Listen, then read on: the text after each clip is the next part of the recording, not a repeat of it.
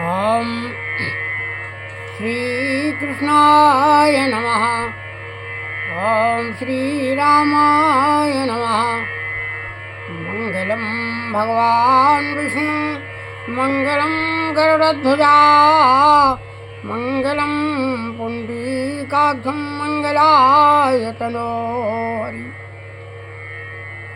शांताकारं भुजगशयनं पद्मावं सुरेशं विश्वाधारं गरुड़सदृशं मेघवर्णं शुभांगं लक्ष्मीकान्तं कमलनयनं योगविद्यानगम्यं वन्दे विष्णुं वैहारं सर्वलोकैकनाथं। आज आप सभी भक्तों को श्री शतरूपा जी का चरित्र श्रवण करा रहे हैं, कृपया ध्यानपूर्वक सुने। सभी विद्वान जन कहते हैं बगैर कीर्तन के कथा जो है वह सुशोभित नहीं होती, अतः पहले अपन कीर्तन कर लें। थोड़ा आप सब लोग भी साथ देंगे, सहयोग देंगे। ओम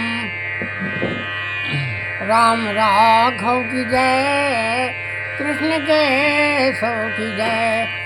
राम राघव की जय, कृष्ण केशव की जय। श्री रेवा मैया की जय जय जय।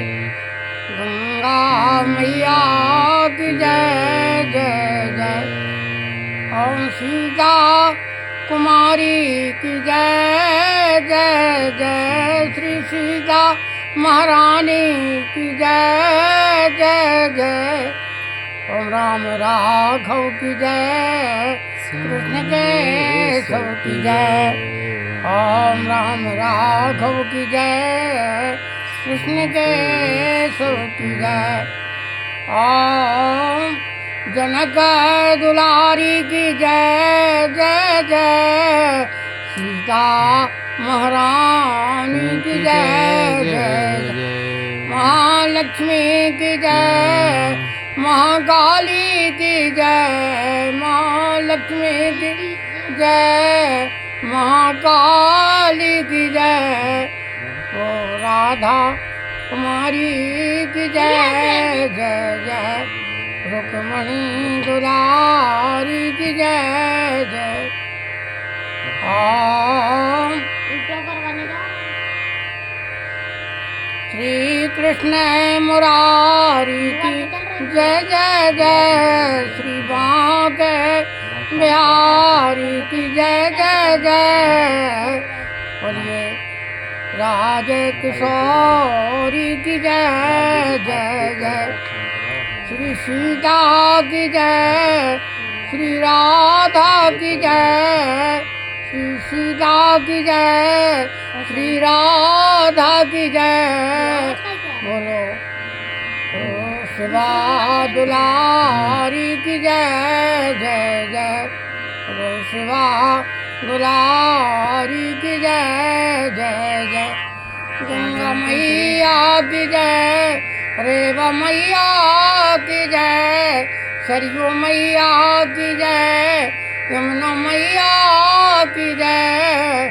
बोलो राधा कुमारी की जय जय जय। बोलो सीता महारानी की जय जय। बोलिए श्री कृष्ण भगवान की जय। ओम किसका क्या नाम है आपका नाम? ओम श्री नारायणाय नमः। देवी माता पिता तुम्हें, तुम्हें भी बंधो किसका तुम्हें।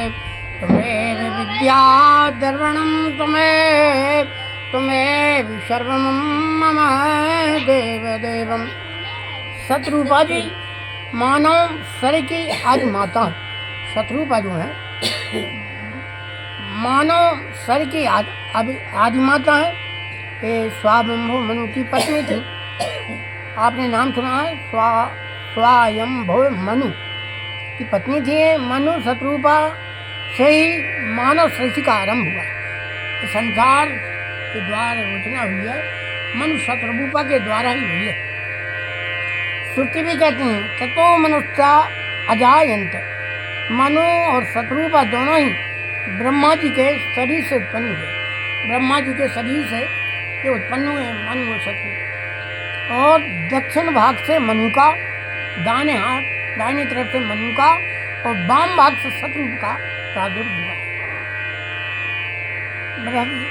बृहदारण्यक और उपनिषद में बताया गया है कि केवल मनुष्य ही नहीं, सैकड़ों प्रकार के पशु भी इन्हीं दोनों को की संतान है।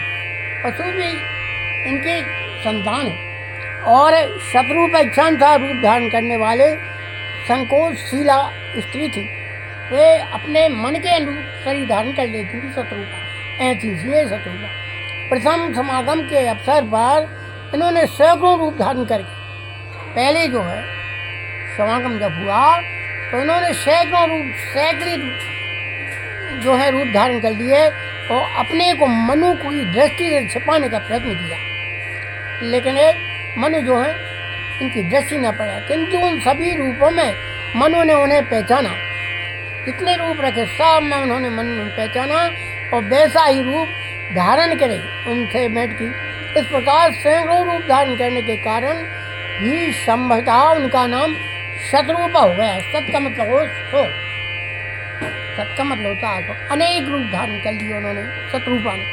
और जिन जिन पशुओं के रूप उन्होंने धारण किए उन सभी के रूप में एक एक संतान छोड़ दी और एक एक संतान भी हुई। जितने रूप धारण किए उनके एक संतान भी हुई। और मानवीय सृष्टि का आदि स्रोत मनु ने ही आरंभ हुआ। उन्हीं के नाम पर संसार के नर और नारी मानव कहलाते हैं। इसलिए मनुष्य की संतान मनुष्य तो कहा ही, इसलिए सब मनुष्य से नर हैं। स्वायंभुवे मनु ब्रह्मावत के राजा थे। सब प्रकार की संपदाओं से सारी उनकी लक्ष्मी की संपदाएं थी। बहरसमती नगरी उनकी राजधानी थी।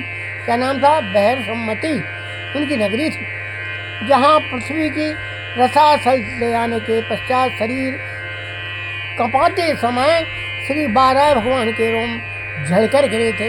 12 भगवान के जितने रोम थे उन पे झड़कर गिर गए थे और वे रोम ही निरंतर, जितने रोम गिरे थे निरंतर हरे भरे रहने वाले कुश और काश हुए। कुश बन गए उनके रोम, कुश और काश हुए। काश मतलब कांस, जिनके द्वारा मुनियों ने यज्ञ में विघ्न डालने वाले दैत्यों का तिरस्कार करके भगवान यज्ञ पुरुष की आराधना करते हैं। प्रथम पुरुष की आवश्यकता पड़ती है यज्ञ। कुश और काश, बहर्षि कहते हैं कुशों को। बहर्षि दूसरा नाम कुश का क्या नाम है? बहर्षि। और उनकी अधिकता होने के कारण ही मनु की वह नगरी बहरसमतीपुरी के नाम से प्रसिद्ध है। बहरसमती। उसी पुरी में महारानी शतरूपा के साथ मनु जी निवास करते थे। शतरूपा के साथ मनु जी वहाँ रहते थे। प्रतिदिन प्रेम पूर्ण हृदय से भगवान की कथाएं सुनना उनका नित्य का नियम था। भगवान की कथाएं सुनते थे और वे दोनों दंपति भलीभांति धर्म का अनुष्ठान करते थे। धर्म का अनुष्ठान करते थे। आज भी वेद उनकी मर्यादा का गान करते हैं। वेद में उनके गुणगान गाते हैं। मनु और शतरूपा के 2 पुत्र 3 कन्याएं हैं। 2 पुत्र हुए उनके, 3 कन्याएं। पुत्रों के नाम उत्तानपाद, प्रियव्रत थे। उत्तानपाद उनका ही पुत्र था। कन्याएं आकुति और प्रसूति तथा देवभूति के नाम से प्रसिद्ध थी। आकुति, प्रसूति और देवभूति के नाम से प्रसिद्ध भगवत ध्रुव राजा उत्तानपाद के ही पुत्र थे। भगवत भक्ति जो ध्रुव था उत्तानपाद के ही पुत्र थे। राजा प्रियव्रत ने इस पृथ्वी को 7 भागों में व्यक्त किया था। कन्याओं में से आकुति रुचि प्रजापति को ब्याही गई। आकुति नाम की रुचि जो है प्रजापति को ब्याही गई और प्रसूति जो है प्रजापति दक्ष की पत्नी थी। देवहूति का विवाह महर्षि जो है कदम से हुआ था। देवहूति की गर्भ से सांख्य शास्त्र के प्रणेता भागवत महर्षि कपिल का अवतार हुआ था। महाराज मनु ने बहुत समय तक राज किया और सब प्रकार से प्रजापालन सात मर्यादा की रक्षा रूप भगवान की आज्ञा का पालन किया।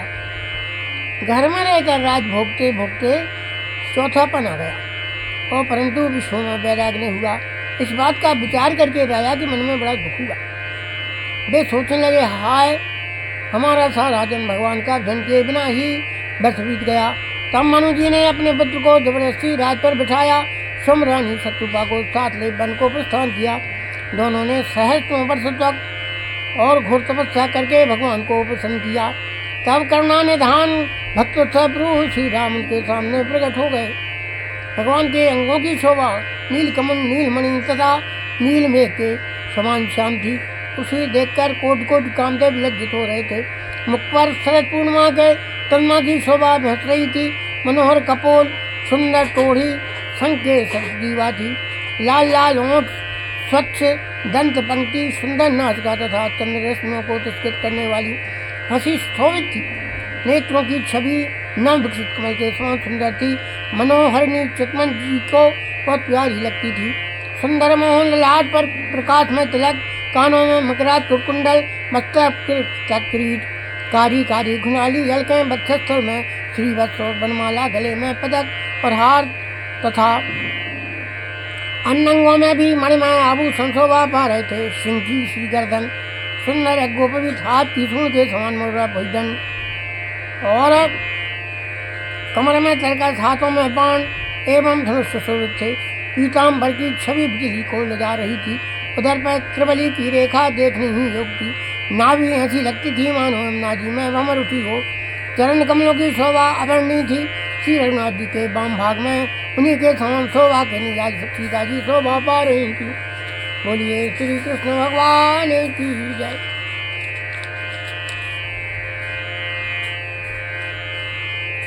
युगल सरकार की यह मनोहर झांकी देखकर मनु और शत्रुपा की पलकें स्थिर हो गई।